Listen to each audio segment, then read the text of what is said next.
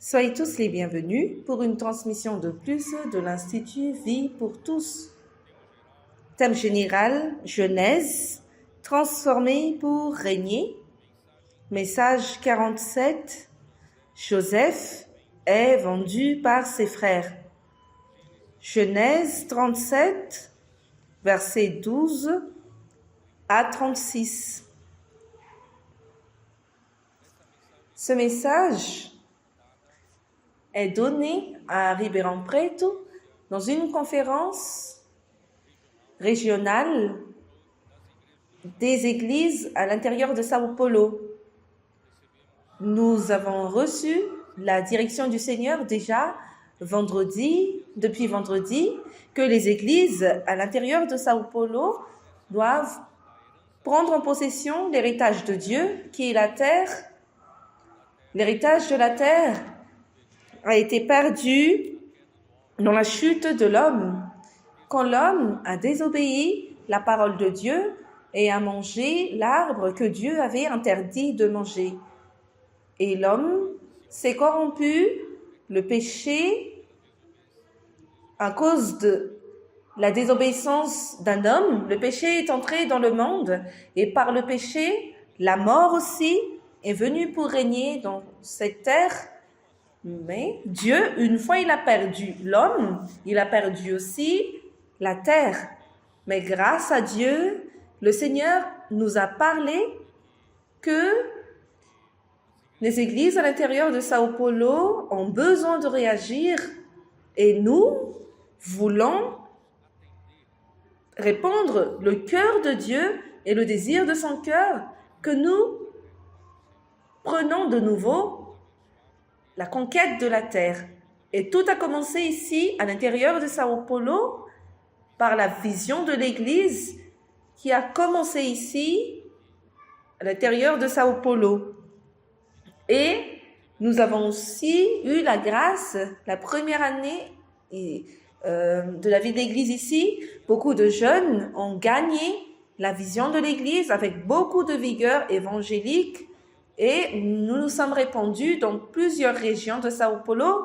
Plusieurs églises ont été soulevées. Et le Seigneur avait un commencement à travers l'intérieur de Sao Paulo. Mais les villes qui se sont soulevées au fur du temps ont perdu leur force et leur vigueur évangélique.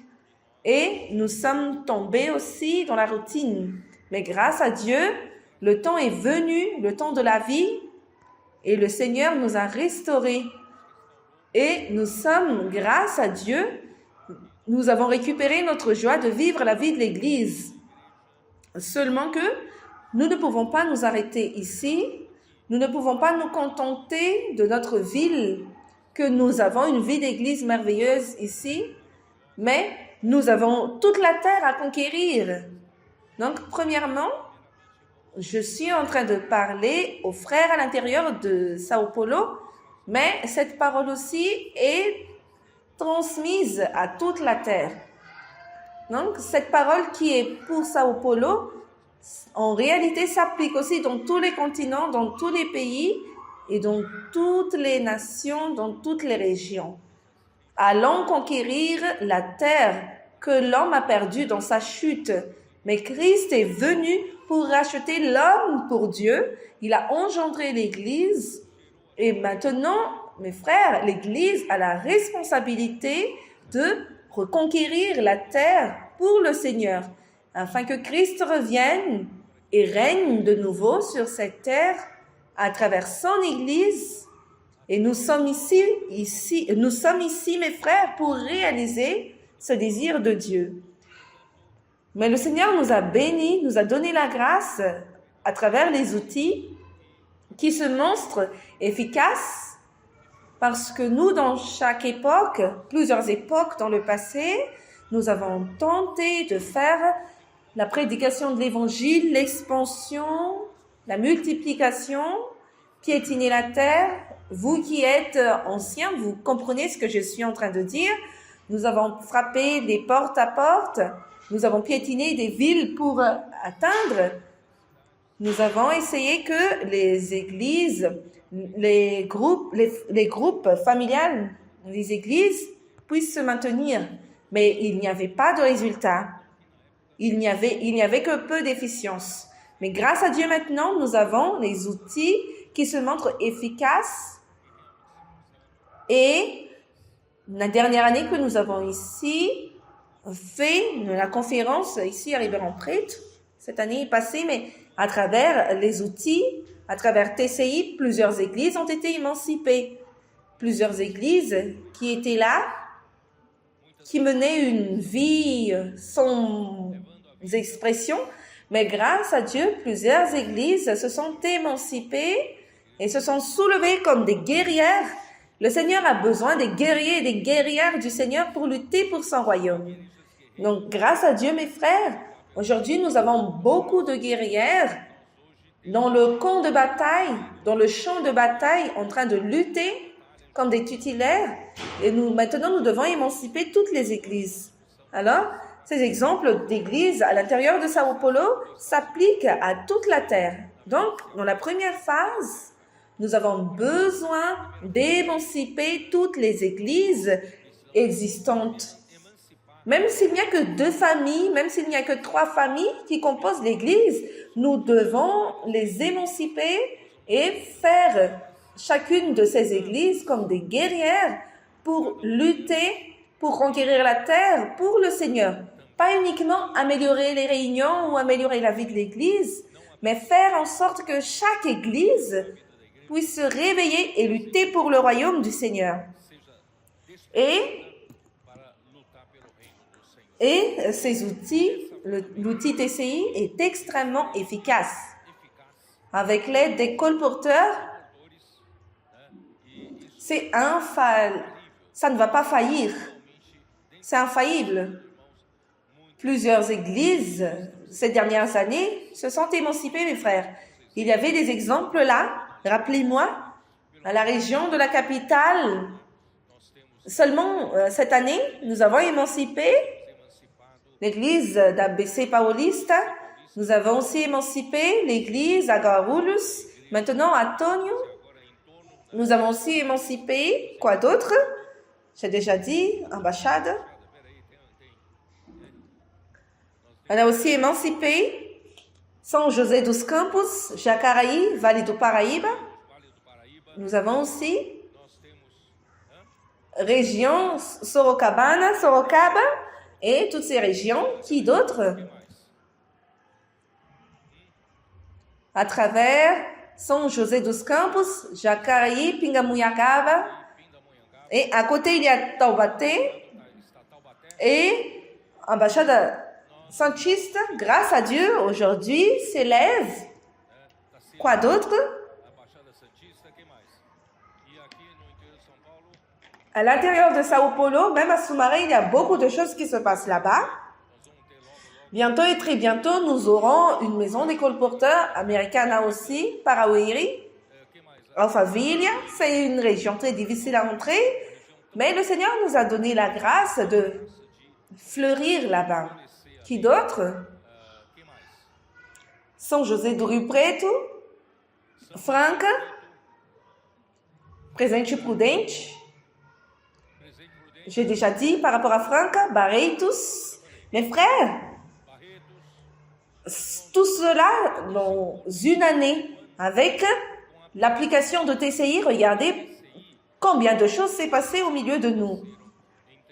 Si nous utilisons les outils de la manière correcte, les outils que le Seigneur nous a donnés, si nous les appliquons, même au début de cette année que nous entrons, même les églises, à l'intérieur de Sao Paulo, le Seigneur apparaît comme l'El Shaddai, le Dieu Tout-Puissant. Il va changer notre nom, il va changer notre futur, il va mettre sa main de bénédiction ici parmi nous. Et tout cela s'applique à toute la terre, mes frères. Chaque coin de la terre a sa manière de marcher, mais c'est ça notre direction. Le Seigneur a beaucoup de choses à faire au milieu de nous et beaucoup d'endroits qui ont des églises seront émancipés. J'ai vu les frères de Minas Gerais pendant le petit déjeuner. Minas Gerais est dans le jeu maintenant. Ils sont ici à côté. C'est une ville très importante qui suit de près la parole.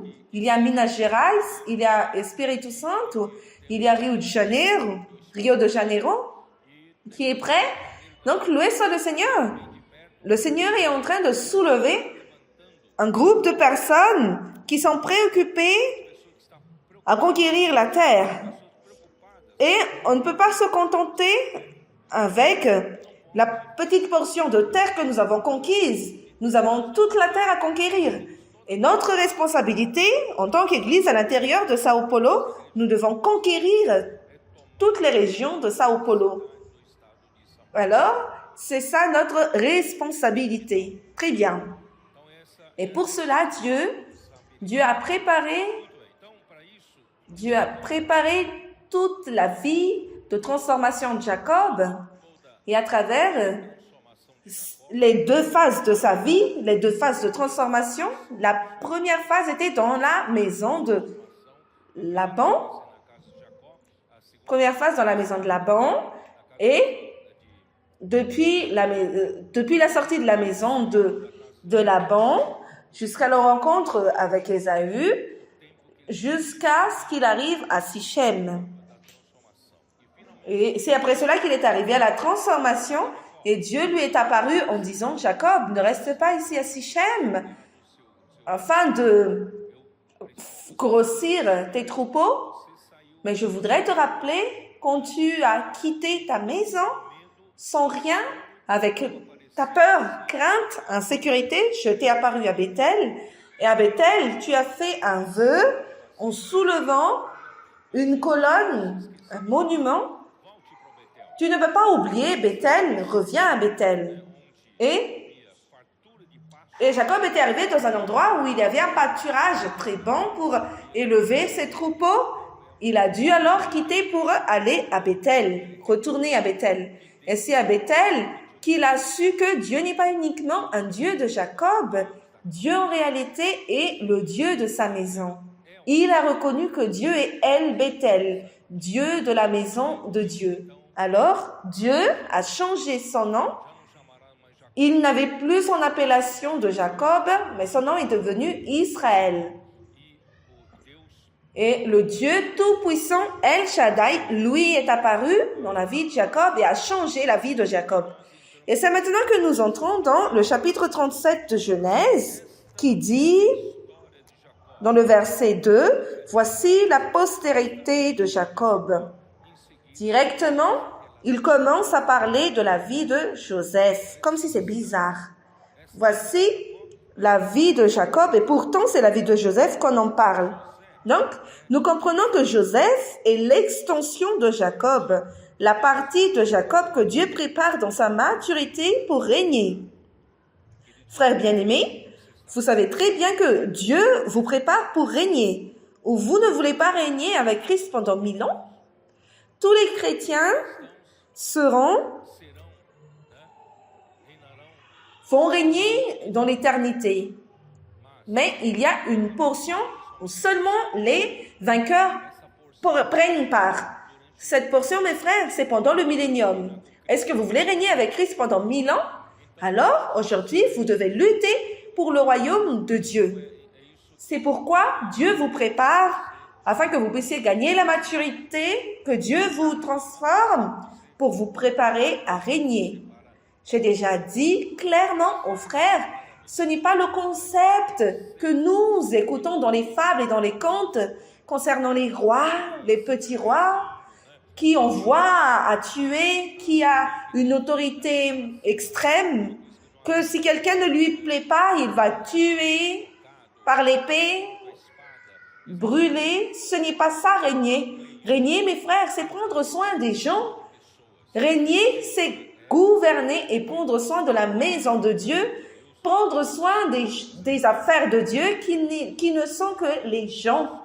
Caractéristique de ceux qui vont régner et gouverner, c'est de prendre soin des troupeaux. Alors, vous devez avoir la vision que vous avez besoin d'avoir des responsabilités, de prendre soin des vies. la vie, mes frères. Prendre soin des vies, mes frères, c'est différent de prendre soin des choses qui n'ont pas de vie. Mais la vie, c'est la vie. Donc, vous devez assumer des responsabilités pour une vie. C'est comme un couple qui a un enfant et assumer la responsabilité de l'enfant, c'est pour toute la vie. Ce n'est pas que pour la bonne phase, nous sommes les parents. Mais pour la mauvaise phase, nous ne sommes pas les parents. Il n'y a pas ça. Vous assumez la responsabilité pour une vie, c'est pour l'éternité. C'est pour toujours. Et c'est comme ça dans la vie de l'Église. Le Seigneur veut que nous apprenions à régner en prenant soin des gens, en prenant soin d'eux très bien. C'est pourquoi on dit dans le verset 2, Joseph, âgé de 17 ans, faisait paître le troupeau avec ses frères. Donc, je ne voudrais plus dépenser beaucoup de temps ici, mais 17 ans, c'est la marque de la vie d'un adolescent vers la jeunesse. Il y a beaucoup d'adolescents ici dans cette région. Aujourd'hui, nous avons vu ici, derrière, les adolescents de Ribeirão-Preto en train de faire des cris de guerre. Et ces adolescents aujourd'hui qui ont 13 à 15 ans ou 16 ans, bientôt ils auront 17 ans. Arrivés à 17 ans, mes frères, ils entrent dans un point là où leur vie va virer. Ils devraient avoir la conviction que le Seigneur les a appelés pour être missionnaires. Il y a parmi eux ceux qui ont déjà fait ce choix, faire le CPEV et après être utile dans les missions. Et le Seigneur a besoin. Mais s'il y a aussi des jeunes à 17 ans, le Seigneur lui a donné des dons, talents, conditions pour continuer les études, suivre la carrière ou faire les universités et après entrer dans le monde professionnel. L'Église a besoin aussi de ces personnes qui aussi suivent ce chemin. Donc, à ce moment-là, ils ont beaucoup encore de doutes, insécurité, ils sont immatures pour faire des choix. Et l'Église a besoin de ces personnes, qu'elles suivent aussi leur chemin. Et dans ce moment-là, ils ont encore beaucoup de doutes, incertitudes, insécurité, dans l'immaturité pour faire des choix. À ce moment-là, mes frères, nous devons prendre soin d'eux, leur donner des orientations. C'est pourquoi nous recommandons à ce qu'ils fassent 6 mois de CPEV. 6 mois de CPEV, ils vont gagner la maturité, ils vont assumer les responsabilités, commencer à prendre des responsabilités comme des soldats du Seigneur pour lutter pour le royaume du Seigneur. Et si possible, 6 mois de mission. Si c'est possible, aller dans d'autres endroits. Et ces 6 mois de mission vont créer un sens de responsabilité et leur donner la maturité. Et quand ils vont entrer dans l'université, ils seront plus près, matures, pour ne pas tomber dans les pièges à l'université, l'idéologie, l'ambiance maléfique pour cet âge. Mais ils seront prêts et ils seront fermes qu'ils sont des soldats du Seigneur pour lutter pour le royaume du Seigneur où qu'ils soient. Et plusieurs églises se trouvent près des universités. On prépare des maisons, des capitaines, afin que ceux qui étudient aussi puissent être pris en charge, pris soin pour continuer à servir le Seigneur. Que le Seigneur nous aide à avoir ces structures et prendre soin de ces jeunes. Mais à partir de 17 ans, mes frères, l'adolescent entre dans un moment d'administration. Et c'est ça l'histoire de Joseph. Et Joseph a été modelé, préparé pour assumer des responsabilités, administration, à partir de 17 ans à 30 ans. Il est passé par la maison de Potiphar, en prison, et après, il est devenu gouverneur d'Égypte quand il avait 30 ans. Donc, Pendant ce temps de 17 à 30 ans d'âge, c'est le temps que le Seigneur nous prépare afin que nous puissions être de bons administrateurs, que chacun de nous tous soit un bon administrateur, à faire une bonne gestion des ressources que le Seigneur met entre nos mains, que ce soit ressources financières ou bien ressources humaines, le bien que le Seigneur met entre nos mains. Et à partir de 30 ans, Joseph est devenu un homme puissant sous Pharaon. Beaucoup de vies dépendaient de Joseph. Si Joseph administrait mal les 7 années d'abondance et après les 7 années de famine, beaucoup de gens vont mourir. Mais Joseph était très compétent. Dieu lui avait donné beaucoup de sagesse et beaucoup de gens vivaient à cause de l'administration de Joseph. Beaucoup de vies ont été sauvées. C'est pourquoi nous allons encore à la fin de ce message, je vais parler qu'il est appelé celui qui soutient la vie et le sauveur du monde, parce qu'il a sauvé beaucoup de personnes à cause de l'habileté que le Seigneur lui avait donnée pour administrer des biens. Le Seigneur est en train de vous préparer. Arrivé à un certain âge, commence l'âge des veillants de David, que j'ai beaucoup pressé, j'ai beaucoup exigé d'eux. Pourquoi? Parce que ils sont dans la tranche d'âge. Ce ne sont pas uniquement les hommes, mais aussi les femmes. De 30 à 50 ans, vous faites partie de ce groupe qui fait la gestion, administration humaine et aussi administration des ressources financières. Donc, la partie opérationnelle de l'œuvre du Seigneur est entre vos mains. Laissez-vous être perfectionnés par le Seigneur, à ce que vous soyez utiles entre les mains du Seigneur, que vous soyez des bons administrateurs dans la maison du Seigneur. Jusqu'à maintenant, je ne peux pas encore entrer directement dans le message 47 parce que je n'ai pas parlé du songe de Joseph. Dans le message 46, on aurait dû parler des songes de Joseph. Mais allons voir. Avant cela, je dois lire le contexte. Voici la postérité de Jacob. Joseph, âgé de 17 ans, faisait paître le troupeau avec ses frères. Cet enfant était auprès des fils de Bila et des fils de Zilpa, femme de son père, et Joseph rapportait à leur père leurs mauvais propos. Regardez. Israël aimait Joseph plus que tous ses autres fils parce qu'il l'avait eu dans sa vieillesse, et il lui fit une tunique de plusieurs couleurs. Ses frères virent que leur père l'aimait plus que tous, et ils le prirent en haine. Ils ne pouvaient lui parler avec amitié.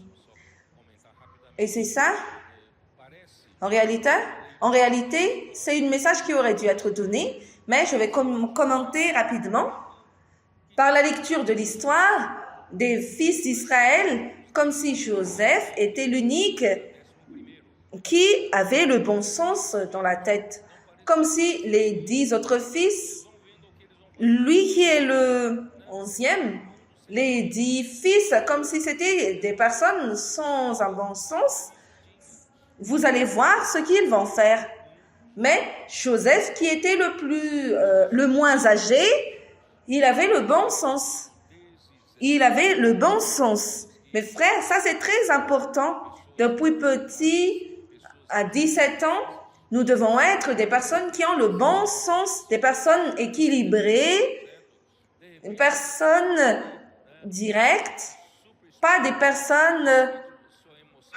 Aujourd'hui, vous êtes content, vous êtes très spirituel et soudainement, vos émotions ne vont pas bien et vous êtes en bas, dépressif. Nous ne pouvons pas être comme ça. Sinon, le Seigneur ne pourra pas compter sur nous. Nous devons être des personnes équilibrées, qu'il pleut ou qu'il fait chaud. Nous devons toujours être prêts à servir le Seigneur. Nous devons être des personnes équilibrées. Alors prêtez attention à cela. Seulement une personne qui a un bon sens, dans le monde, il y a beaucoup de personnes qui ont le bon sens. Mais nous devons avoir le bon sens et aussi nous devons être des personnes sages. D'où vient la sagesse? Par la parole. Nos adolescents ont contact avec la parole, ils aiment la parole, ils font l'immersion dans la parole. Vous ne savez pas, mes frères, à quel point cela leur amène la sagesse. Et principalement, ils vivent une communion vivante avec le Seigneur, avec cette parole vivante qui leur donne la direction avec ce Dieu vivant. Et vous avez une constante communion avec lui, vous marchez avec lui, vous aurez la sagesse. Donc, il ne sert pas seulement à avoir équilibre ou le bon sens, mais il faut aussi avoir la sagesse. Et la personne qui a la sagesse, c'est quelqu'un qui connaît Dieu, qui connaît le cœur de Dieu.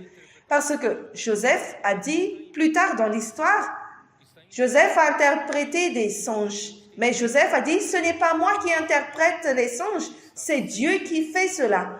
Donc, si vous êtes près de Dieu, vous serez toujours en intimité avec lui, vous deviendrez une personne sage. Et c'est ça ce que nous devons apprendre. Et en relation avec Joseph,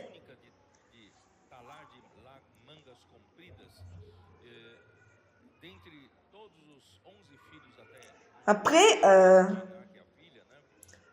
parmi les fils d'Israël, Jacob, Joseph était le spécial parce qu'il était le fils de Rachel. Mais après, Benjamin est né et après, Rachel est morte en lui donnant naissance. Donc, le père lui aimait bien et lui a fait une tunique. Je pense que cela devrait être une chose de beaucoup d'honneur à l'époque. Et cela a suscité plus de jalousie, de haine au milieu des frères de Joseph, pour Joseph. Et une parole aussi aux parents, ce n'est pas bon que nous ayons un amour préférentiel, de préférence.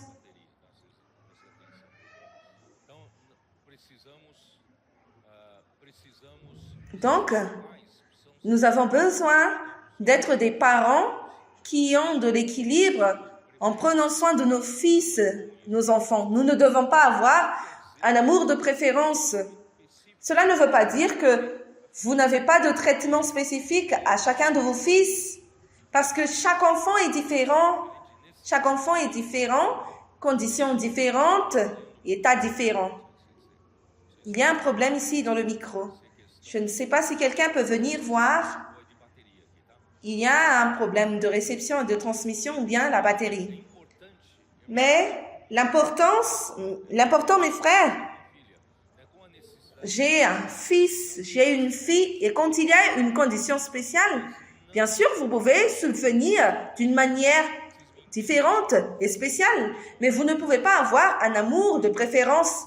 Ce n'est pas bon et ça va faire souffrir vos enfants. Mais cela avait fait que Joseph souffre beaucoup. Et pire encore, Joseph avait un songe et il a raconté à ses frères. C'est pourquoi ils le haïrent encore davantage. Dieu a dit à Joseph en lui donnant un songe. Et c'est quoi le songe? Dans le verset 6, il leur dit, « Écoutez donc ce songe que j'ai eu. » Quel est le songe? Nous étions à lier des gerbes au milieu des champs. Et voici, ma gerbe se leva et se tint debout, et vos gerbes l'entourèrent et se prosternèrent devant elle. Ses frères lui dirent, « Est-ce que tu régneras sur nous? Est-ce que tu nous gouverneras? » Et ils le haïrent encore davantage à cause de ses songes et à cause de ses paroles. Mes frères, que signifie ce songe? je dois répéter quelque chose que peut-être vous êtes fatigué d'entendre de moi. Dieu a créé l'homme, mes frères, pour régner sur la terre. Dieu a béni l'homme avec la fécondité, avec la multiplication, pour remplir la terre, afin de gouverner la terre, assujettir la terre. Et l'homme a été béni pour être fructueux et remplir la terre, assujettir la terre au Seigneur. Où se trouve ce verset, les adolescents? Vous savez bien? Vous ne savez pas? Genèse, chapitre 1, verset 28. Quelqu'un a su? Oui, Genèse, chapitre 1, verset 28. Et aussi, l'homme a été fait pour recevoir la vie de Dieu, et Dieu a mis l'arbre de la vie au milieu du jardin afin que l'homme reçoive la vie de Dieu et gouverner la terre à travers Dieu, à travers la vie de Dieu. Mais avec la désobéissance d'Adam, j'ai déjà parlé de ça hier, l'homme a mangé l'arbre de la connaissance du bien et du mal, et avec la chute de l'homme, la mort a régné sur l'humanité, et le péché est entré, le péché et la mort sont entrés. Et la seconde promesse que Dieu avait donnée à Abraham et à ses descendants, qui est Christ dans Galates chapitre 3, 16. La foi étant venue, nous avons été conduits à Dieu, Galates 3, 24, afin que nous soyons justifiés par la foi, et en Christ, nous sommes devenus descendants d'Abraham, héritiers selon la promesse, Galates chapitre 3, 29, d'accord? Et ainsi, par la miséricorde de Dieu, et à cause de du grand amour qu'il nous a aimés, il nous a rendus à la vie avec Christ. C'est par la grâce que vous êtes sauvés. Ça se trouve dans Éphésiens. Les anciens savent. Éphésiens, chapitre 2, 1 à 4.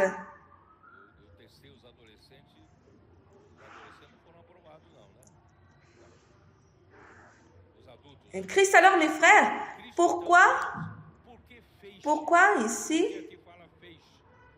on dit ici, les gerbes au milieu des champs. Allons voir Jean 2, 24.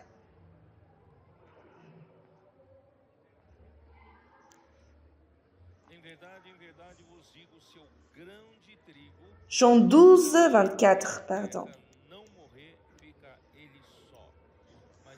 Jean 12, 24. En vérité, je vous le dis, sous le grain de blé qui est tombé en terre ne meurt, il reste seul. Mais s'il meurt, il porte beaucoup de fruits. Mes frères, les gerbes au milieu des champs montrent que nous avons reçu la vie de Dieu, et Christ Jésus, il est venu comme un grain de blé pour apporter la vie à l'homme, la vie que l'homme a perdue au jardin d'Éden parce qu'il a désobéi la parole de Dieu. On ne pas manger l'arbre de la vie, mais Jésus est venu comme un grain de blé, mais s'il ne s'est pas disposé à mourir, il va rester seul.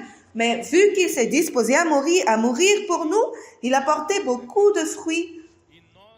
Et il nous a donné de nouveau la vie de Dieu à travers ce grain de blé qui est venu et mourir.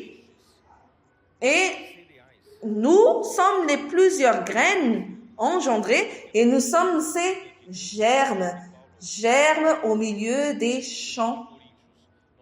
Nous sommes le champ de Dieu que Paul avait parlé dans 1 Corinthiens. Nous sommes le champ de Dieu et Dieu, il administre des vies. Nous sommes le champ de Dieu.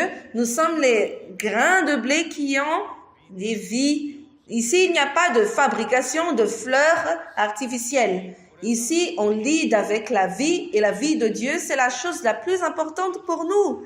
Et c'est pour cette raison, mes frères, le peuple de Dieu est représenté par des germes de blé.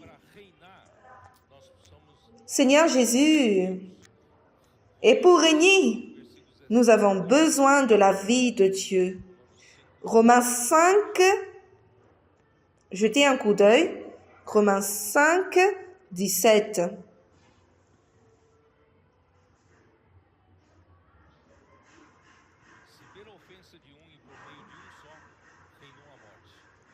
Si par l'offense d'un seul, la mort a régné par lui seul, à plus forte raison, ceux qui reçoivent l'abondance de la grâce et du don de la justice régneront-ils dans la vie par Jésus-Christ, lui seul. Verset 21, afin que comme le péché a régné par la mort, ainsi la grâce régna par la justice pour la vie éternelle par Jésus-Christ notre Seigneur. Qu'est-ce que cela veut dire? C'est-à-dire nous allons régner avec Christ. Qui veut régner avec Christ? Mais régner avec Christ, mes frères, ce n'est pas dans le sens naturel. Régner avec Christ, c'est régner en vie, régner en vie. Donc vous devez avoir beaucoup de vie. Ce grain de blé est mort afin que vous puissiez avoir la vie. Mais cette vie a besoin de croître. Elle a besoin d'être alimentée par l'immersion de la parole, que vous entrez dans la parole, que la parole nous sanctifie, que la parole nous fasse croître en vie. C'est ainsi que nous allons régner en vie. Donc, la volonté de Dieu est de faire de Christ la tête de toutes choses. Seigneur Jésus, je suis préoccupée de ne pas entrer dans le message encore. Seigneur Jésus.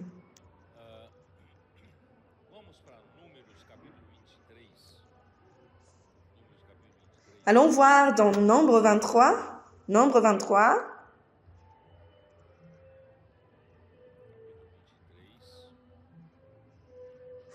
Nombre 23.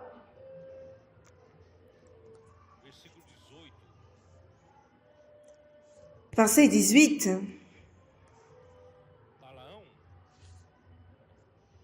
Balaam a été salarié pour maudire le peuple de Dieu qui est Israël. Mais quand il a été salarié pour pouvoir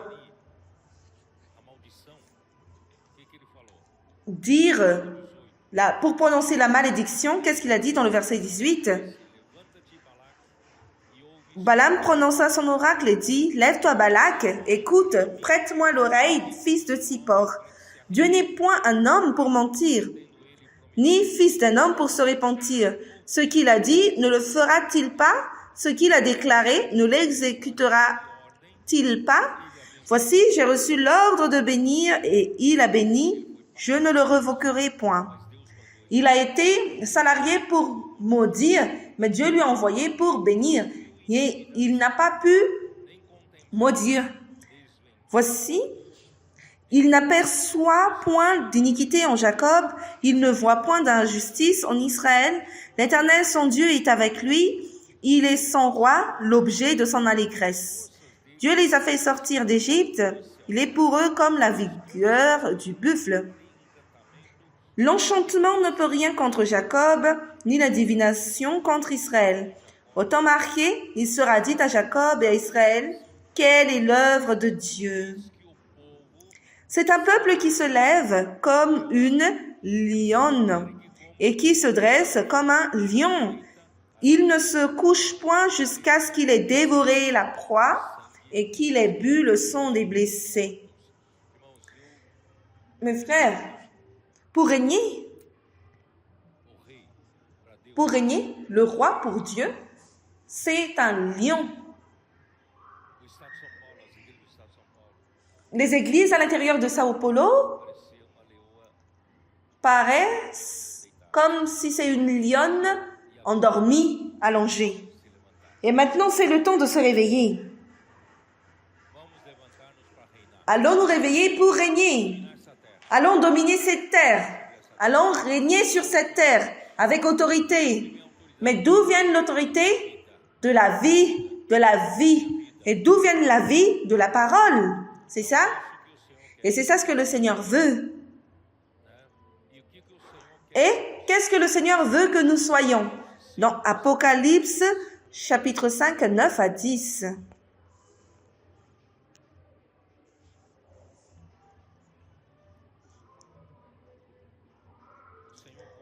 Le Seigneur a racheté et il chantait un cantique nouveau en disant « Tu es digne de prendre le livre et d'en ouvrir les sceaux, car tu as été immolé et tu as racheté pour Dieu par ton sang des hommes de toute tribu, de toute langue, de tout peuple et de toute nation. Tu as fait d'eux un royaume et des sacrificateurs pour notre Dieu et ils régneront sur la terre. Nous avons été rachetés par le sang de Christ, chacun d'une origine différente, de toute tribu, de toute langue, de tout peuple et de toute nation.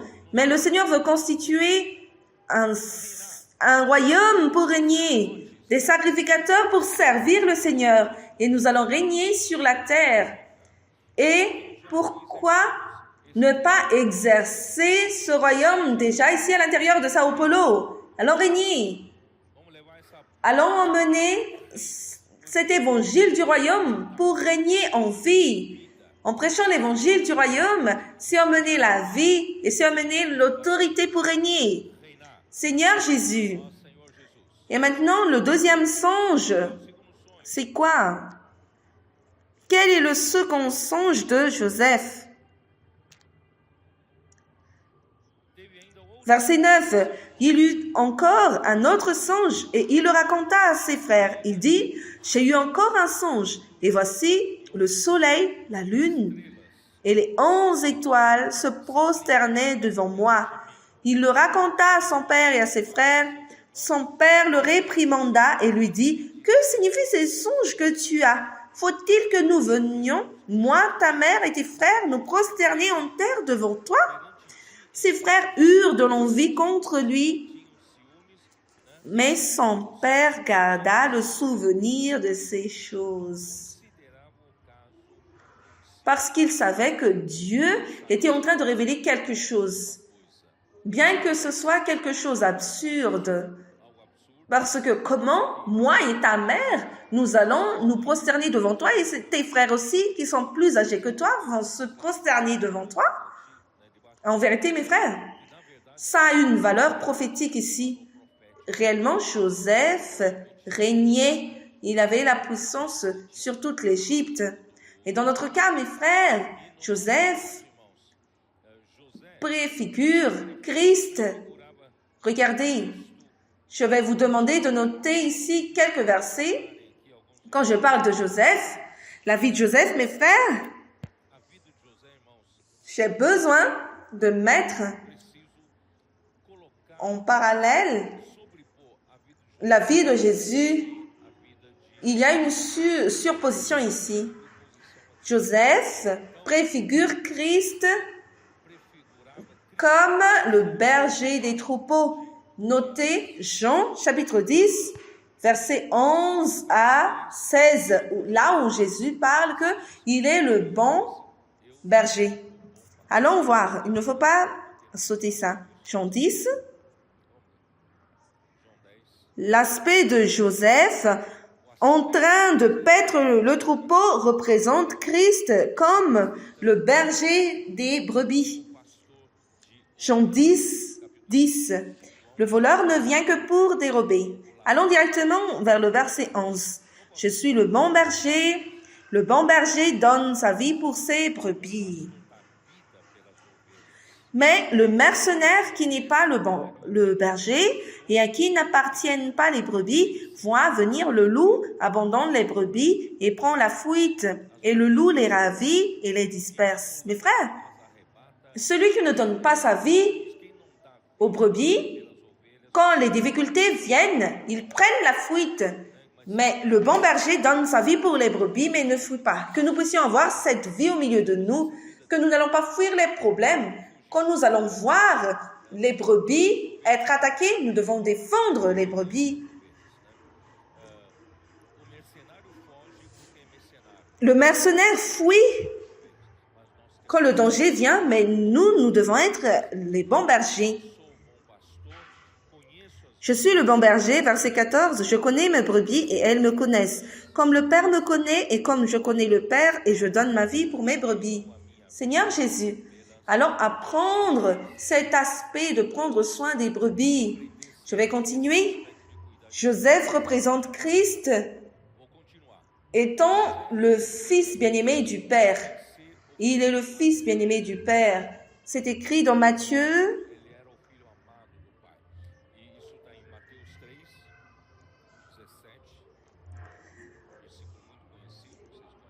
Dans Matthieu 3, 17, et voici une voix fit entendre des cieux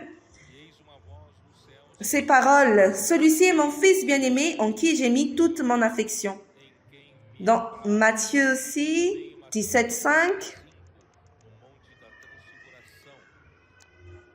Comme il parlait encore, une nuée lumineuse les couvrit, et voici une voix fit entendre de la nuée ces paroles. Celui-ci est mon fils bien-aimé, en qui j'ai mis toute mon affection. Écoutez-le. Joseph était le fils bien-aimé de Jacob, qui typifie Jésus, qui est le fils bien-aimé du Père.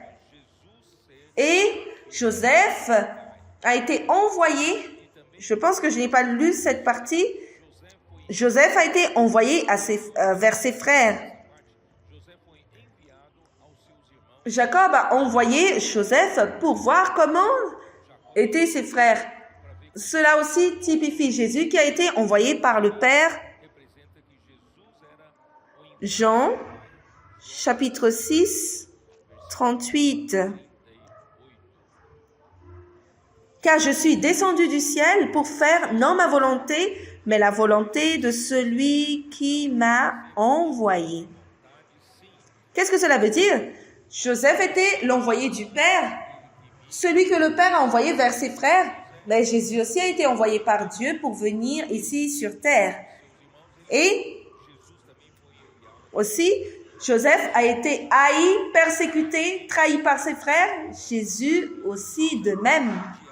Jean chapitre 15, 25. Jean 15, 25. Mais cela est arrivé afin que s'accomplisse la parole qui est écrite dans leur loi. Ils m'ont haï sans cause. On a haï Joseph et on a aussi haï Jésus. Matthieu 26, 4. Qu'est-ce qu'on dit?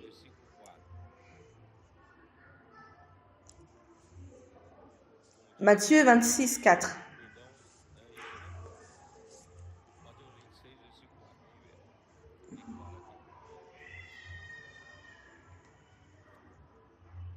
Je vais lire à partir du verset 3. Alors les principaux sacrificateurs et les anciens du peuple se réunirent dans la cour du souverain sacrificateur appelé Caïphe. Et ils délibérèrent sur les moyens d'arrêter Jésus par ruse et de le faire mourir. Mais ils dirent que ce ne soit pas pendant la fête, afin qu'il n'y ait pas de tumulte parmi le peuple. Verset 14. Alors l'un des 12, appelé Judas Iscariote, alla vers les principaux sacrificateurs et dit, « Que voulez-vous me donner et je vous le livrerai ?» Et ils lui payèrent 30 pièces d'argent. Depuis ce moment, ils cherchaient une occasion favorable pour livrer Jésus. Mes frères, Judas Iscariote a trahi Jésus, a vendu Jésus pour le prix de quoi? De combien? 30 pièces d'argent. Cette somme équivaut à acheter quoi? À acheter un esclave. On lui a payé le prix d'un esclave. Et vous savez combien Joseph coûtait pour les personnes ismaélites qui étaient venues? Pour 20. Parce que les vendeurs étaient passés et ils ont acheté pour 20, mais ils ont vendu Joseph à 30.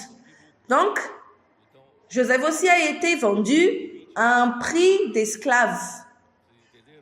Aux Médianites, aux Ismaélites, ils ont cherché le bénéfice et ils ont vendu Joseph à Potiphar pour 30. Donc, c'est le prix d'un esclave. Allons continuer. Joseph a été lancé en prison avec 2 criminels. C'est l'histoire qu'on va voir plus tard, mais allons voir dans Actes 2, 23. Est-ce que vous avez la patience de voir ces choses?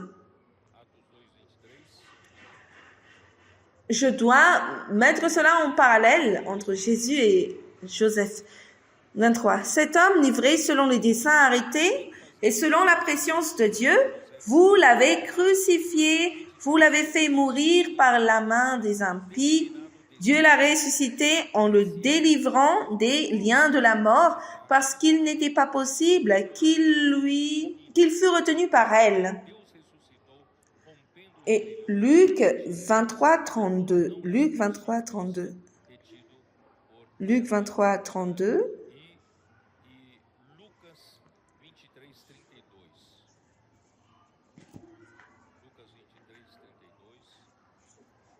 32.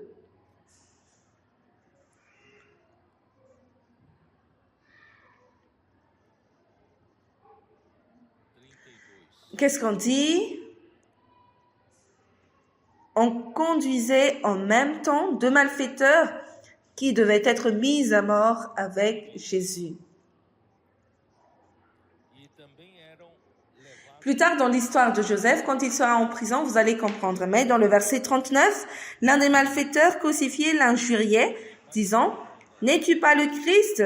Sauve-toi toi-même et sauve-nous. » Mais l'autre le reprenait et disait « Ne crains-tu pas Dieu, toi qui subis la même condamnation? »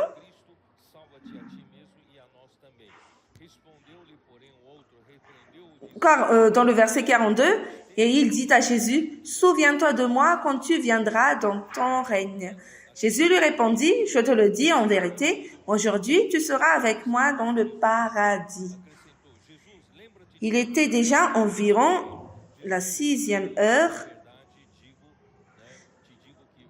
Acte 2, 24, vous pouvez lire plus tard, je n'ai pas le temps, mais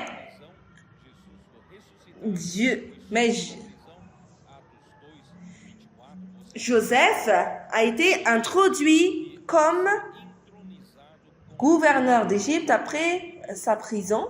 Ainsi, Jésus aussi est passé par la même chose. Après être ressuscité, il est entré dans sa gloire. Après la résurrection, qu'est-ce que Jésus a dit à ses disciples? Toute l'autorité dans le ciel et la terre m'a été donnée. Donc, tout comme Joseph, qui était introduit dans le royaume d'Égypte, Jésus aussi, Acte 23, 21, vous pouvez voir qu'il est devenu le sauveur du monde. On va entrer dans cela dans le message prochain. Mais il est devenu quelqu'un qui soutient des vies. Acte 5, 33. Et pour finir, régner sur toute la terre. Joseph a régné sur toute l'Égypte. Il n'a pas régné toute la terre. Mais, dans Apocalypse 11, 15, Daniel 7, 3 et 15. Mais je voudrais parler un peu de la vision d'Apocalypse 12, qui a à voir avec le songe de Joseph. Apocalypse 12. Dans cette vision d'Apocalypse 12, verset 1 dit « Un grand signe parut dans le ciel, une femme enveloppée du soleil, la lune sous ses pieds et une couronne de 12 étoiles sur sa tête. Elle était enceinte et elle criait, étant au travail, et des douleurs de l'enfantement. » Et cette vision ressemble beaucoup au songe de Joseph. La femme représente la totalité du peuple de Dieu sur terre. Et cette femme est enveloppée du soleil, la lune sous ses pieds. La lune ici représente mes frères.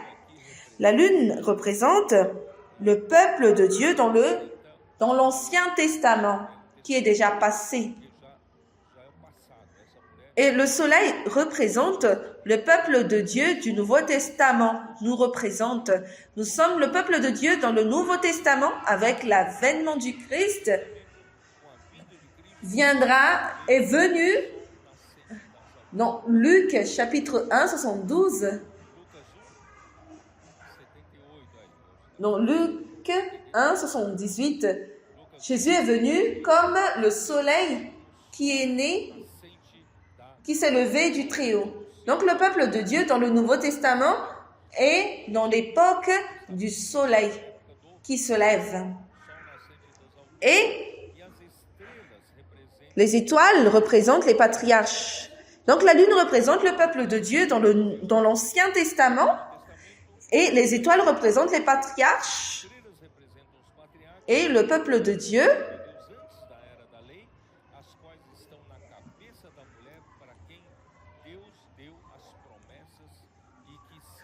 Et toutes les bénédictions qui ont été données à Abraham et à Isaac se concrétisent aujourd'hui. L'objectif final de cette femme est de produire l'enfant mâle qui va paître toute la nation avec une verge. Se trouve dans le verset 5. Elle enfanta un fils qui doit paître toutes les nations avec une verge de fer, et son enfant fut enlevé vers Dieu et vers son trône. Mes frères, tout l'objectif de l'existence du peuple de Dieu, c'est pour engendrer cet enfant mâle qui va mettre fin à cette ère qui va emmener Christ sur terre. Et qui est cet enfant mâle? J'espère que je suis en train de m'adresser à ces enfants mâles. À cet enfant mâle. Vous faites partie de cet enfant mâle. C'est pourquoi, mes frères, nous ne regardons pas les difficultés. Il faut conquérir toute Sao Paulo. Mais le frère Pedro Dong est fou. Il est en train de délirer. Toute Sao Paulo.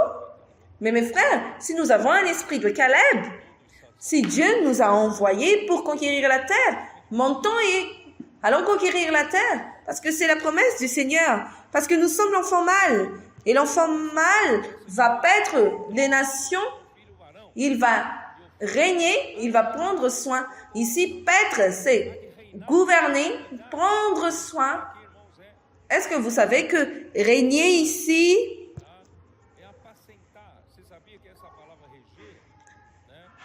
paître, c'est-à-dire paître les troupeaux, c'est gouverner aussi.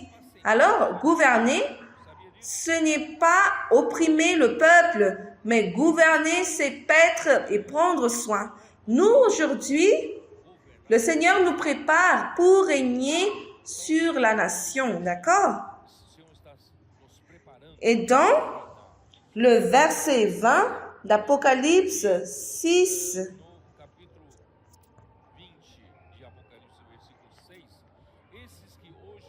Apocalypse chapitre 20, verset 6, pour ceux qui luttent pour le royaume du Seigneur, ils vont aussi régner avec Christ.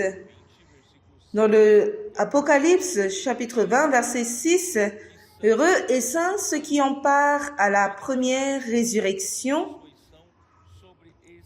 La seconde mort n'a point de pouvoir sur eux, mais ils sont sacrificateurs de Dieu et de Christ, et ils régneront avec lui pendant 1000 ans.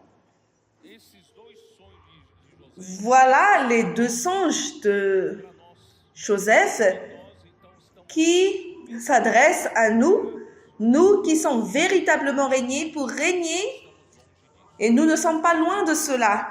La chose se passe et se passera bientôt. Alors maintenant, entrez dans le message proprement dit. Je ne me préoccupe pas de terminer. Allons là où nous pouvons aller. Vous allez déjeuner, vous allez rentrer chez vous, mais allons d'abord voir ce que le Seigneur a pour nous dans ce message. Allons-y. Nous sommes dans le verset Genèse chapitre 37. Après les deux songes de Joseph, dans le verset 12, les frères de Joseph étant allés à Sichem, vous vous rappelez de ce que je vous ai dit quand Jacob, quand il était parti d'Haran, avec sa rencontre avec Ésaü, après il est passé à Jabbok, il est resté à Sichem. Pourquoi il est resté à Sichem? Il y avait une raison. Sichem était une région de pâturage. Et Jacob avait beaucoup de troupeaux qui avaient besoin d'être paîtres. Et il est resté à Sichem à cause de cela. Mais Dieu a dit, attends, ta vie n'est pas pour paître tes troupeaux, mais tu dois te rappeler de l'objectif de Dieu. Tu dois rentrer à Bethel. Rentre à Bethel. Et il est rentré à Bethel et il a eu encore le songe. Et après, il est allé habiter à Hébron. Alors, ses fils, les fils de Jacob, étaient allés pour paître le troupeau à Sichem. Verset 13, Israël dit à Joseph, « Tes frères ne font-ils pas paître le troupeau à Sichem? Viens, je veux t'envoyer vers eux. » Et il répondit, « Me voici. » Voyez? Est-ce que ça ne présente pas Christ? Le Père a dit, « Je vais t'envoyer vers tes frères. » Et il a dit tout simplement, « Me voici, je suis prêt pour être envoyé. » Vous voyez, ce bon caractéristique de Joseph, nous devons apprendre à voir. Ne pas toujours réclamer, « Ah, laisse-les là-bas, ils savent ce qu'ils font, ils sont plus âgés que moi. » Non, si le Père a envoyé à ce qu'il puisse jeter un coup d'œil, il est parti. Israël lui dit, « Va, je te prie, et vois si tes frères sont en bonne santé et si le troupeau est en bon état, et tu m'en rapporteras des nouvelles. » Et il l'envoya ainsi de la vallée d'Hébron, et Joseph alla à Sichem. Un homme le rencontra comme il errait dans les champs, et il le questionna en disant, « Que cherches-tu » Joseph répondit, « Je cherche mes frères, dis-moi, je te prie où ils font paître leurs troupeaux. » Il dit, « Je cherche mes frères, dis-moi, je te prie, où ils font paître leurs troupeaux. » Et l'homme dit, « Ils sont partis d'ici, car je les ai entendus dire, allons à Dothan. » Joseph alla après ses frères et il les trouva à Dothan. D'accord? Donc, mes frères, où est-ce que Dothan se trouve? Il se trouve un peu au nord de Sichem. Sichem se trouve au nord d'Hébron. Ils étaient alors partis à Sichem pour paître leurs troupeaux. Et Joseph est parti à Sichem pour les chercher et il est parti à Dothan. 28 kilomètres au nord. Imaginez, marcher. Nous avons beaucoup marché à Rome l'autre fois. À Rome, César, n'est-ce pas? On a marché combien de kilomètres? 40? 30 à 40 kilomètres, nous avons marché à Rome. Ce n'est pas facile. À l'époque de Joseph, ils ont marché de Sichem à Dothan. C'est plus de 20 kilomètres. Mais allons continuer la lecture. Où est-ce que je me suis arrêtée? Donc, il les a trouvés à Dothan, verset 18. Ils le virent de loin. Et avant qu'il fût près d'eux, ils complotèrent de le faire mourir. Où est-ce qu'ils ont placé leur tête? C'est la raison pour laquelle je dis que les grands frères de Joseph n'ont pas de bon sens. Penser tuer son propre frère. Et ils se dirent l'un l'autre, voici le faiseur de songes qui arrive. Venez maintenant, tuons-le et jetons-le dans une des citernes. Nous dirons qu'une bête féroce l'a dévoré et nous verrons ce que deviendront ses songes. Donc, s'il va mourir, les songes ne vont pas se réaliser. Mais Ruben entendit cela et il le délivra de leurs mains et il dit, ne lui ôtons pas la vie. L'aîné avait un bon sens, là, un peu. Il a dit, ne lui ôtons pas la vie. Mais qu'est-ce qu'il a dit encore? Ruben leur dit, ne répandez point de sang, jetez-le dans cette citerne qui est au désert, et ne mettez pas la main sur lui. Il avait dessein de le délivrer de leurs mains pour le faire retourner vers son père.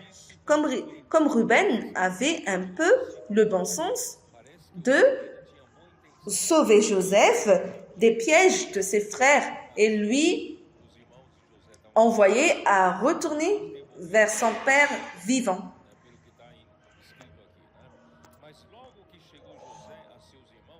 Lorsque Joseph fut arrivé auprès de ses frères, ils le dépouillèrent de sa tunique, de la tunique de plusieurs couleurs qu'il avait sur lui. Ils le prirent et le jetèrent dans la citerne. Cette citerne était vide et il n'y avait point d'eau. Ils s'assirent ensuite pour manger. Ayant levé les yeux, ils virent une caravane d'Ismaélites venait de Galaad. Leurs chameaux étaient chargés d'aromates, de baume et de myrrhe qu'ils transportaient en Égypte.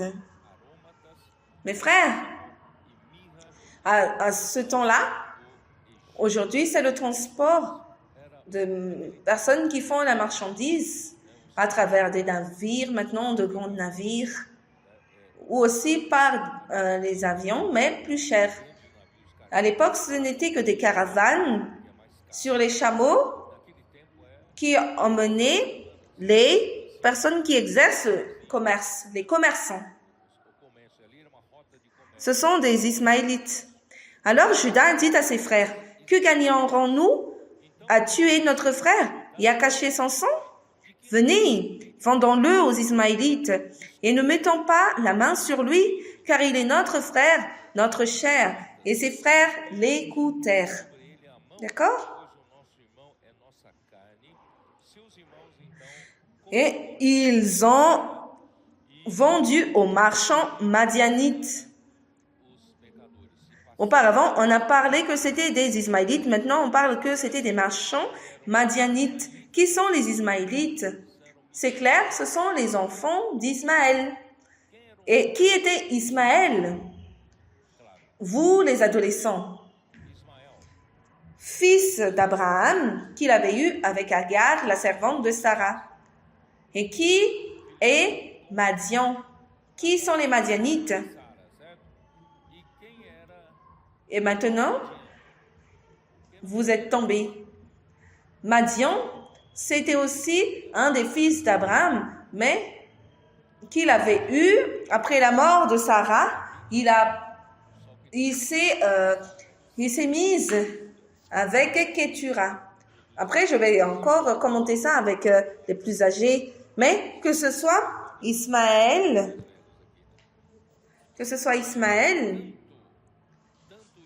et les Madianites, Madian, les deux représentent les fruits de la chair, représentent la chair. Alors, seulement Isaac représente la grâce. Et je ne sais pas pourquoi directement. C'est quoi ce mélange? On a parlé des Ismaélites et soudainement, on parle des Madianites. Il y a un mélange ici de marchands. Au passage des marchands madianites, verset 28, ils tirèrent et firent remonter Joseph hors de la citerne, et ils le vendirent pour 20 cycles d'argent aux Ismaélites qui l'amenèrent en Égypte. 20 cycles d'argent. C'est pourquoi je vais encore vous rappeler qu'un esclave vaut à 30 cycles d'argent. Mais ils ont cherché de but lucratif en l'achetant à 20 cycles d'argent et après le vendre à 30 cycles d'argent. Mais tout cela était sous l'arrangement divin de Dieu. Joseph est arrêté en Égypte, mais pas dans un autre endroit. Ça, c'est un arrangement de Dieu. C'est pourquoi ne réclamez pas que vous avez une mauvaise chance. Joseph pouvait réclamer de tout ce qui s'est passé que pourquoi je n'étais pas resté bien à la maison. Je suis le fils bien-aimé de mon père et après on m'a fait la cruauté, on m'a vendu comme un esclave. Il avait tout pour réclamer. Mais vous n'allez jamais voir Joseph dans l'histoire réclamer. C'est pourquoi mes frères, alors apprendre à ne pas réclamer. C'est difficile, n'est-ce pas? C'est très difficile pour l'homme de ne pas réclamer. L'homme veut toujours réclamer. C'est pourquoi dans Proverbe, on dit, c'est difficile de vivre avec une femme qui murmure toujours à la maison. Ce n'est pas uniquement une femme, mais c'est l'humanité entière qui est comme une femme qui murmure. L'homme qui a été créé par Dieu, c'est toujours une femme. Nous sommes toujours dans les murmures en train de plaindre. N'arrête jamais de plaindre. Arrête de plaindre, le Seigneur a le meilleur pour toi. Si tu es le choisi de Dieu, si tu es celui que Dieu avait pris pour régner, ne réclame pas d'avoir la mauvaise chance. Mais le Seigneur va faire le meilleur pour vous, très bien. Allons-y.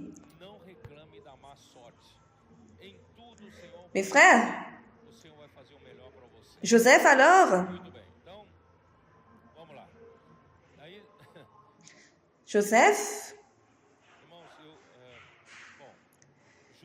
il est allé vers ses frères par amour, parce que le Père les aimait. Exactement comme Jésus est la parole qui s'est faite chair pour arriver vers nous, pour sauver le monde.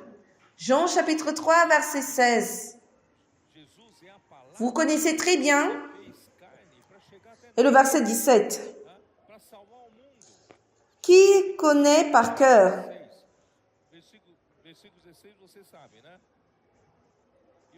Les entendants savent, n'est-ce pas?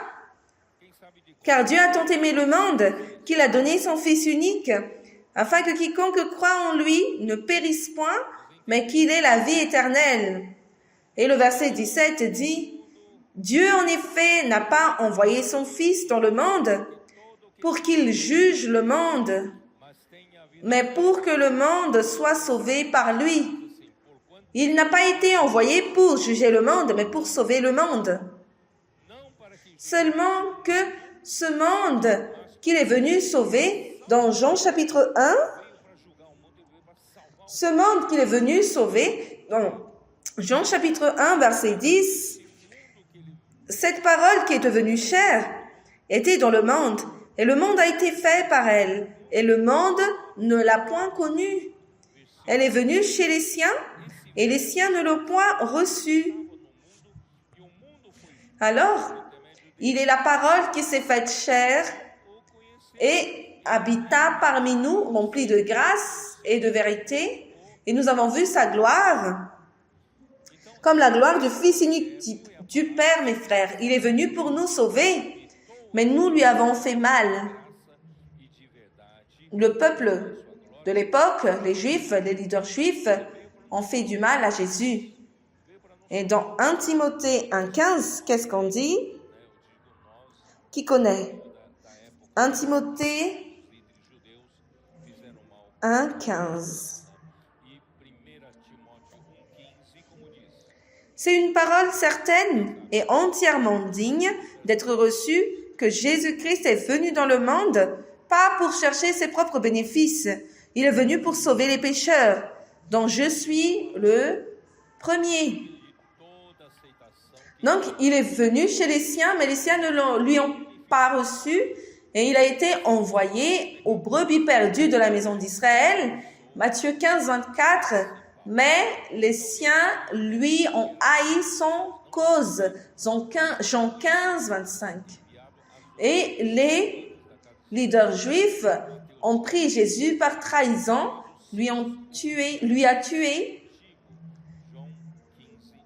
en payant l'aide de Judas Iscariote à 30 cycles d'argent pour avoir Jésus. Et les Ismaélites, j'ai déjà dit, ce sont les enfants d'Ismaël. Ismaël qui a été engendré par Agar et Madian aussi, qui a été engendré par Kétura, la femme d'Abraham, dans Genèse 25. Mais l'endroit à Dothan, c'était le chemin des marchands pour subvenir aux demandes d'Égypte,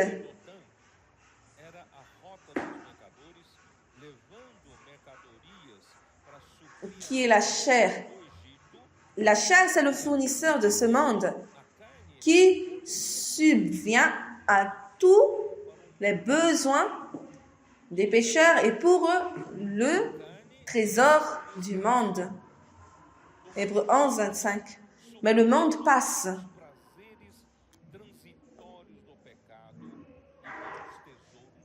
Allons dans Hébreux 11. Sinon, vous n'allez pas comprendre ce que je suis en train de dire. Hébreux 11, 25. Moïse en Égypte, Moïse, il a préféré être maltraité avec le peuple de Dieu que d'avoir pour un temps la jouissance du peuple. Regardant l'opprobre de Christ comme une richesse plus grande que les trésors de l'Égypte, car il avait les yeux fixés sur la rémunération. Donc, Moïse n'a pas donné valeur aux richesses et aussi au trésor d'Égypte, qui est la chair qui subvient à ces produits. Donc, mes frères, allons ne pas donner valeur à ces choses. 1 Jean, chapitre 2, parce que ces choses passent. 1 Jean, chapitre 2, verset 15. N'aimez point le monde, ni les choses dans ce monde. N'aimez pas l'Égypte. Si quelqu'un aime le monde, l'amour du Père n'est point en lui. Car tout ce qui est dans ce monde, la convoitise de la chair, la convoitise des yeux et l'orgueil de la vie, ne vient pas du Père, mais vient du monde.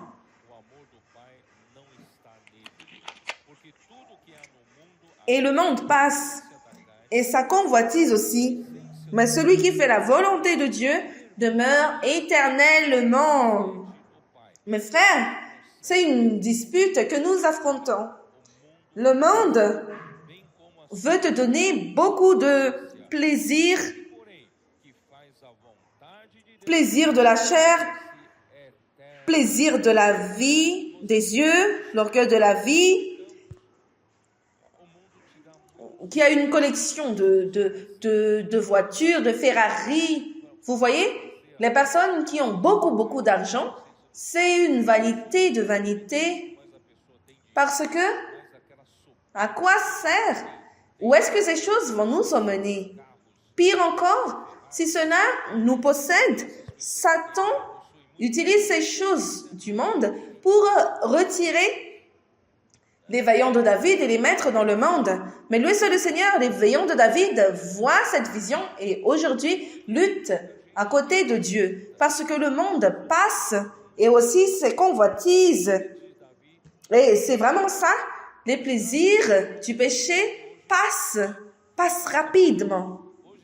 Cette vanité, l'orgueil de la vie, que j'ai beaucoup d'argent, que je suis au-dessus de tout le monde, tout cela passe et rien ne demeure. Mais celui qui fait la volonté de Dieu demeure éternellement. Alors, ça en vaut la peine, mes frères, de faire un bon choix, d'être du côté de la volonté de Dieu. Probablement, les marchands sont arrivés et ils ont reconnu que c'était des Madianites. Et ils ont décidé de ne pas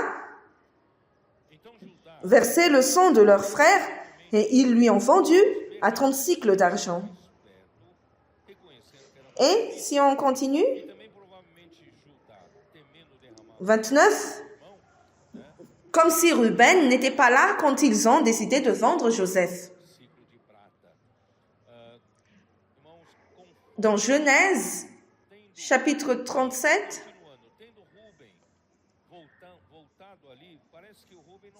Verset 29. Ruben revint à la citerne, et voici, Joseph n'était plus dans la citerne. Il déchira ses vêtements, retourna vers ses frères et dit, « L'enfant n'y est plus, et moi où irai-je?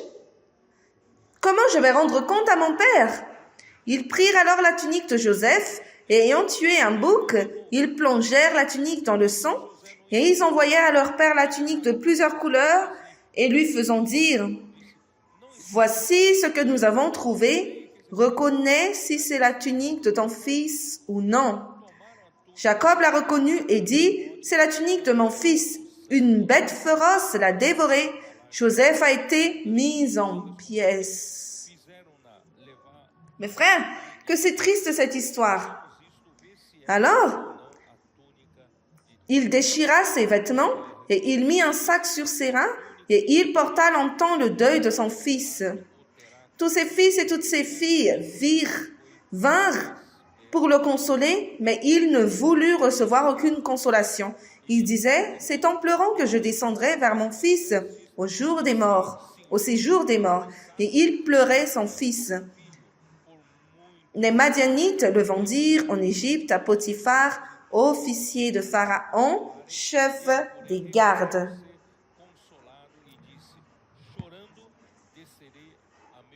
Mes frères, l'histoire est triste, mais Dieu a déjà préparé le meilleur pour Joseph.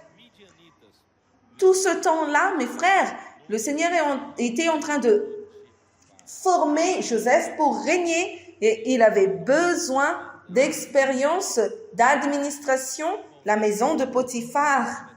Avec son âge, à 17 ans, il a déjà commencé à régner dans la maison de Potiphar.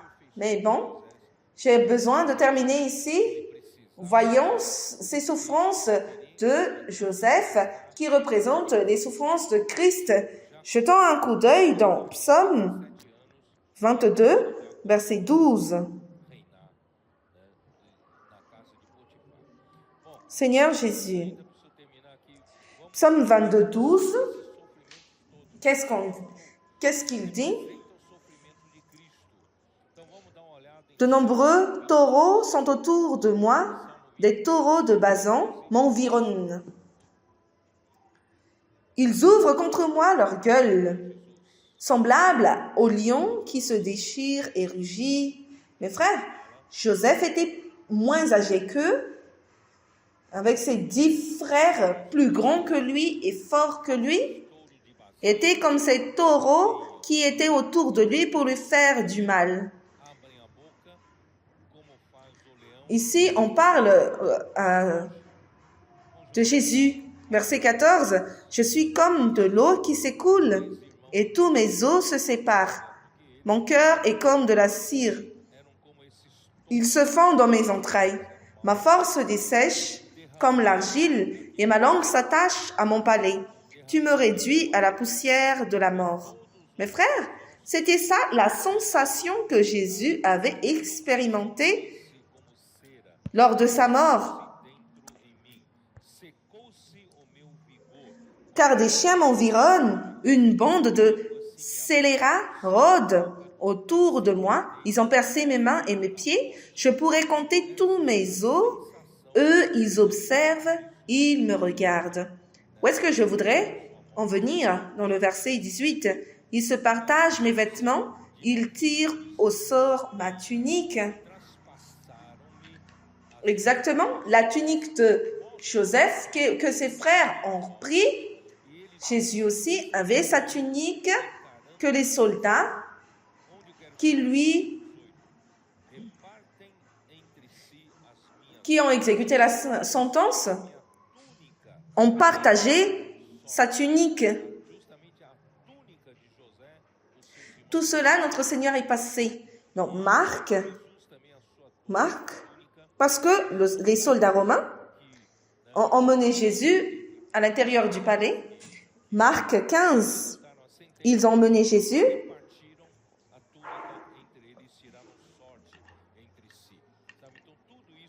Au milieu, ils ont méprisé Jésus.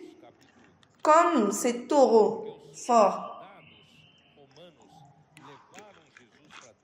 Marc chapitre 15, verset 16. Les soldats conduisirent Jésus dans l'intérieur de la cour, c'est-à-dire dans le prétoire, et ils assemblèrent toute la cohorte. Et ils le revêtirent de pourpre et posèrent sur sa tête une couronne d'épines qu'il avait tressée. Puis ils se mirent à le saluer, « Salut, roi des Juifs !» Et ils lui frappaient la tête avec un roseau, crachaient sur lui, et fléchissant les genoux, ils se prosternaient devant lui. Après être ainsi moqués de lui, ils lui ôtèrent la pourpre, lui remirent ses vêtements et l'emmenèrent pour le crucifier. Et Joseph aussi, dans cet aspect, représente Christ qui a souffert pour nous et à la fin, il a été mis à mort pour notre cause. Et concernant ces vêtements, dans Jean chapitre 19, verset 23. Jean chapitre 19, verset 23. Les soldats, après avoir crucifié Jésus, prirent ses vêtements et ils en firent 4 parts, une part pour chaque soldat. Ils prirent aussi sa tunique qui était sans couture, d'un seul tissu depuis le haut jusqu'en bas. Et ils dirent entre eux, ne la déchirons pas, mais tirons au sort à qui elle sera. Cela arriva afin que s'accomplisse cette parole de l'Écriture. Ils se sont partagés mes vêtements et ils ont tiré au sort ma tunique. Donc, cela veut dire que toutes les situations que Joseph est passé, cela représente la souffrance et la mort de Christ. Donc, Jacob a pleuré pour son fils pour plusieurs jours. Et ce qui nous reste à terminer, mes frères, c'est une histoire qui n'est pas bonne à raconter, vraiment. Parce que Genèse chapitre 38, Seigneur Jésus. Genèse chapitre 38, je n'ai même pas beaucoup de courage à parler, mais c'est l'histoire de Judas et de Tamar. Judas s'est éloigné de ses frères et il était hébergé dans la maison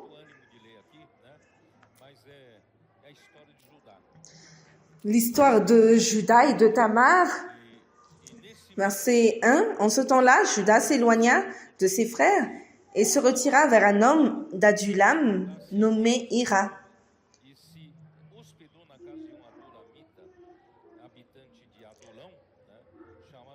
Là, Judas vit la fille d'un Cananéen nommé Shua. Il la prit pour femme et alla vers elle. Elle devint enceinte et enfanta un fils qu'elle appela Er.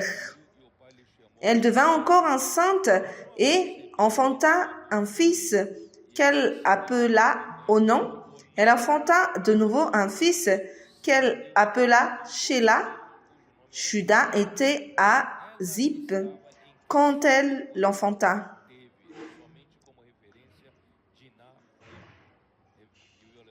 Ça se trouve à Sichem. Et ce même temps-là, c'est là que Judas a pris, s'éloigner de ses frères. Mais qu'est-ce qui s'est passé? Tamar, la femme de son premier-né, est devenue très vite une veuve parce qu'elle était perverse devant le Seigneur et le Seigneur lui a tué. Et pour avoir une descendance du premier-né, il y avait une habitude, coutume à ce temps-là,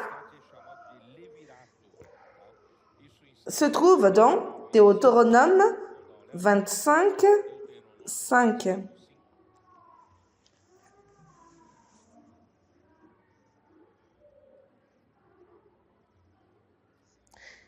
Lorsque des frères demeureront ensemble et que l'un d'eux mourra sans laisser de fils, la femme du défunt ne se marierait point en dehors avec un étranger.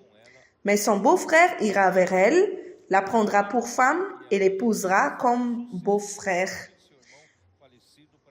Le premier-né qu'elle enfantera succédera au frère mort et portera son nom afin que ce nom ne soit pas effacé d'Israël.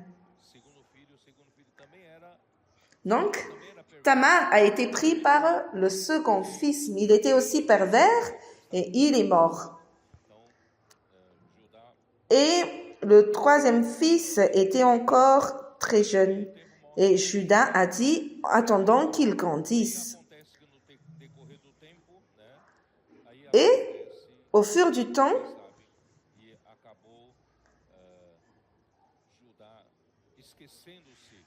qu'est-ce qui s'est passé?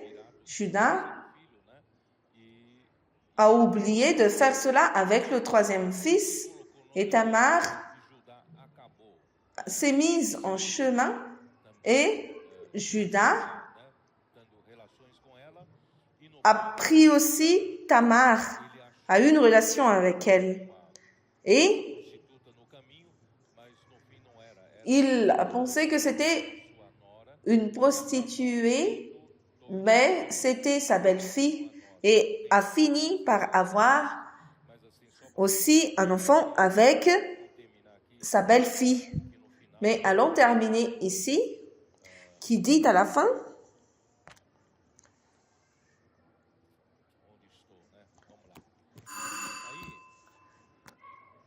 Genèse,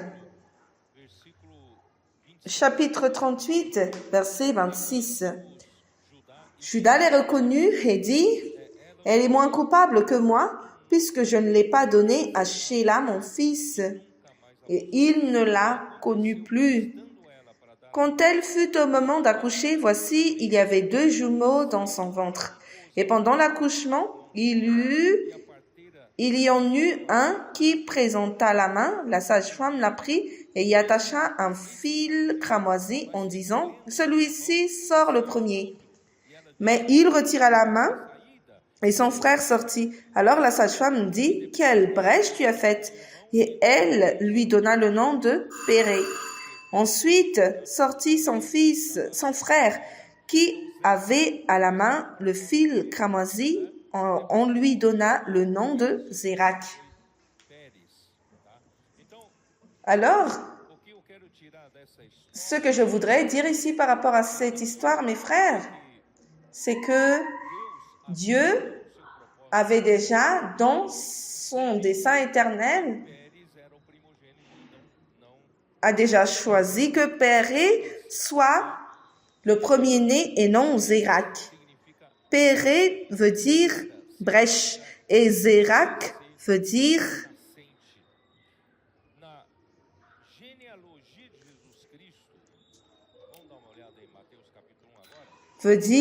l'aurore. Dans la généalogie de Jésus-Christ, allons jeter un coup d'œil dans Matthieu chapitre 1. Matthieu chapitre 1, Dieu fait des choses que vous ne pouvez même pas penser que Dieu est Dieu. Dieu est Dieu et il sait faire les choses que parfois, dans notre concept moral, nous n'allons pas faire. Mais Dieu est Dieu. Voyez dans Matthieu chapitre 1, dans la généalogie, il y a la description de 5 femmes. La première femme mentionnée ici est, dans le verset 3, Judas engendra de Tamar, Pharès et Zara. La première femme mentionnée, c'est Tamar.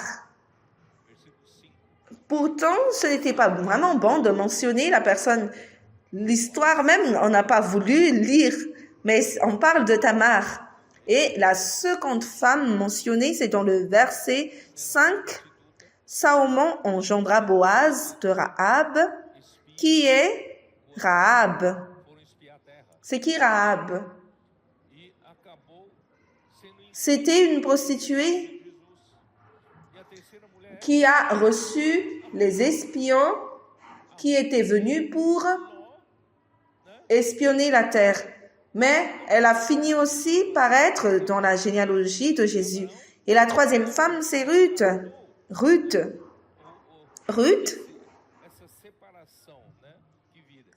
qui n'a pas fait ce qu'il fallait faire, qui aurait dû aussi faire comme ce qui s'est fait avec Abraham, se séparer d'Abraham. Mais Ruth était une Moabite de la descendance de Lot, mais elle a fini par racheter Lot pour se retrouver dans l'histoire de Jésus. Donc, Ruth a engendré Obed. Et après, dans le verset 6, Isaïe engendra David. Le roi David engendra Salomon de la femme d'Uri. Donc, David a engendré de la femme d'Uri un fils appelé Salomon. Et la cinquième femme, c'était Marie. C'est la seule femme digne, pure. Elle était vierge, pure. Mais les autres ont toutes une histoire qui n'est pas bonne à raconter. Mais qu'est-ce que le Seigneur veut nous dire par ces femmes? Le Seigneur, en vérité, mes frères, il veut montrer que cela ne sert à rien de cacher parce que nous sommes des pécheurs. Mais Dieu, il est venu pour chercher et sauver les pécheurs. Donc, cela ne sert à rien de cacher et paraître devant l'Église comme une personne moraliste. Mieux vaut montrer ce que vous êtes, confesser que vous êtes un pécheur et le Seigneur va utiliser sa grâce pour vous gagner. C'est pourquoi, mes frères, le Seigneur est tant miséricordieux et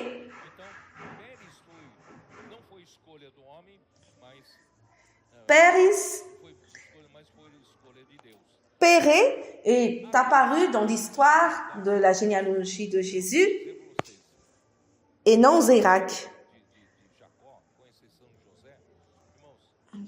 Donc, je vais vous dire une chose comme ça. Tous les 10 fils de Jacob, à part Joseph, il n'y a aucun qui a un bon sens. Mais mes frères, le Seigneur a choisi Judas. Et voyez ce que Judas vient de faire dans ce dernier chapitre qu'on vient de lire. Mais Judas a hérité la tribu de royauté. Et Jésus est né de la tribu de Judas. Est-ce que vous pouvez croire en cela? C'est pourquoi nous ne pouvons pas mépriser les gens. Nous ne pouvons mépriser personne. C'est le Seigneur qui choisit. C'est lui qui exerce la miséricorde à qui il veut. Donc, nous devons donner grâce au Seigneur qu'il nous a choisis. Nous ne sommes pas bons, non. Nous ne sommes pas bons. Vous n'êtes pas vraiment comme ce que vous paraissez réellement. Mais le Seigneur vous a choisi. Le Seigneur nous a choisis. C'est pourquoi nous devons honorer le choix de Dieu et lutter pour son royaume. Et je voudrais dire avec vous, bien que Judas ne s'est pas intéressé avec la volonté de Dieu, et il s'est marié avec une fille cananéenne, dans Genèse chapitre 38 qu'on vient de lire, il a été choisi par Dieu pour être la tribu de royauté, là où sortira le Christ victorieux pour établir son royaume. Allons lire dans Genèse 49, ce sont déjà les derniers versets. Genèse chapitre 49, verset 8. Nous sommes en train de raconter mon histoire et votre histoire. Le Seigneur a mis la tribu de Juda pour régner l'intérieur de Sao Paulo. Genèse 49, verset 8. Juda, tu recevras des hommages de tes frères. Ta main sera sur la nuque de tes ennemis. Les fils de ton père se prosterneront devant toi. Juda est un jeune lion. Tu reviens du carnage, mon fils. Il déploie les genoux et il se couche comme un lion, comme une lionne. Qui le fera lever? C'est pourquoi j'ai dit, les églises ici à l'intérieur de Sao Paulo est comme des lionnes qui sont endormies. Il est l'heure de se réveiller. Allons réveiller cette lionne. Les lionnes, c'est elle qui part à la chasse. Mais nous sommes ces lionnes. Nous sommes ces lionnes qui ont besoin d'être réveillées. Et cette conférence à Ribeirão Preto, El Shaddai nous est apparu. Il est venu pour réveiller ce lion. Et maintenant, nous nous sommes réveillés. Les vaillants de David sont ici. Les frères et les sœurs, tous les frères et toutes les sœurs, nous nous sommes disposés pour régner. Nous n'allons pas voir les difficultés. Je vais continuer à lire ici. Donc, Christ. Allons lire Ésaïe chapitre 11, verset 1.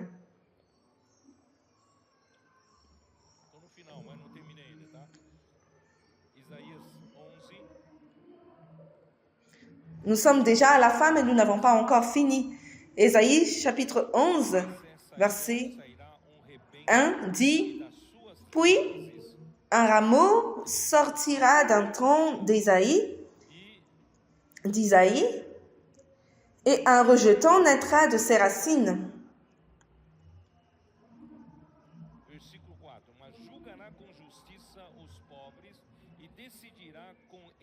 Le verset 4, « Mais il jugera les pauvres avec équité, et il prononcera avec droiture sur les malheureux de la terre. Il frappera la terre de sa parole comme d'une verge, et du souffle de ses lèvres, et il fera mourir le méchant. » Ça, c'est Christ. Dans la justice sera la ceinture de ses flancs, et la fidélité la ceinture de ses reins. Le loup habitera avec l'agneau, et la panthère se couchera avec le chevreau.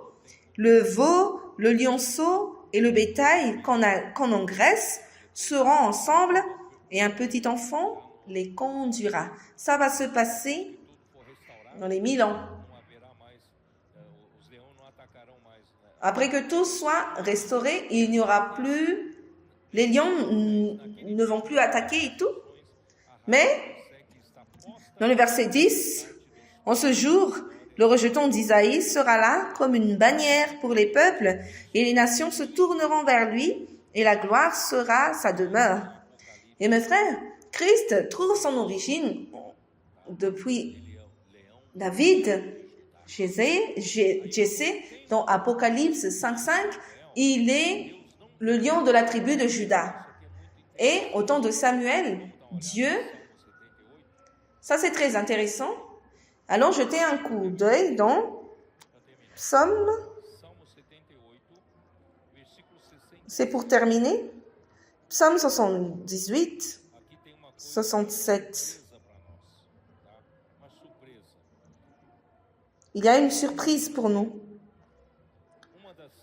Ici, on parle que Joseph,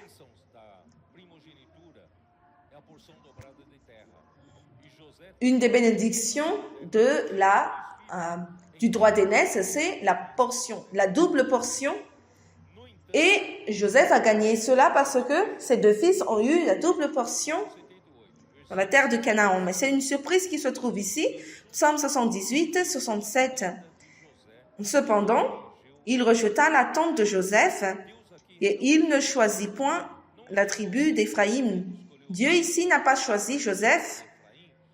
Il n'a pas choisi la tribu d'Éphraïm, mais Dieu a choisi la tribu de Juda pour donner la royauté. Il pouvait choisir Éphraïm ou Joseph, de Joseph, mais il a préféré la tribu de Juda. Il préféra la tribu de Juda, la montagne de Sion qu'il aimait. Et il bâtit son sanctuaire comme les lieux élevés, comme la terre qu'il a fondée pour toujours. Il choisit David, son serviteur, et il le tira des bergeries. Et il le prit derrière les brebis qui allaitaient, pour lui faire paître Jacob, son peuple, Israël, son héritage. Mes frères, régner, c'est prendre soin des troupeaux, c'est prendre soin des peuples. Et David les dirigea avec un cœur intègre, les conduisit avec des mains intelligentes. Vous savez, au milieu de tout ce qui s'est passé, comme si Joseph était le seul fils bon, qui avait le bon sens, qui a régné en Égypte, mais à la fin du compte, tout a bouleversé et Dieu a choisi Juda, Dieu a choisi Jérusalem, Dieu a choisi Sion. Qui est Sion? Sion, c'est la partie de la tribu de Juda qui lutte pour le royaume de Dieu. Combien de fils de Dieu parmi ces fils qui se préoccupent du royaume de Dieu? Mais nous nous préoccupons de cela. Nous prêchons l'évangile du royaume pour cela. Et nous avons cette partie d'héritage de Juda. Et nous allons régner sur la terre. Nous allons régner sur les nations. C'est quoi régner sur les nations? C'est paître. C'est paître avec intégrité. Avec un cœur intègre et les mains intelligentes. Nous devons maintenir un cœur intègre. Ne jamais s'enorgueillir, pensant que nous sommes quelque chose. Nous devons avoir un cœur pur et le Seigneur va nous confier la terre afin que nous puissions la gouverner. Mais jusqu'à maintenant, allons d'abord conquérir Sao Paulo, mais avec les frères de d'autres régions, nous allons prendre toute la terre et conquérir toute la terre pour le Seigneur. Jésus est le Seigneur.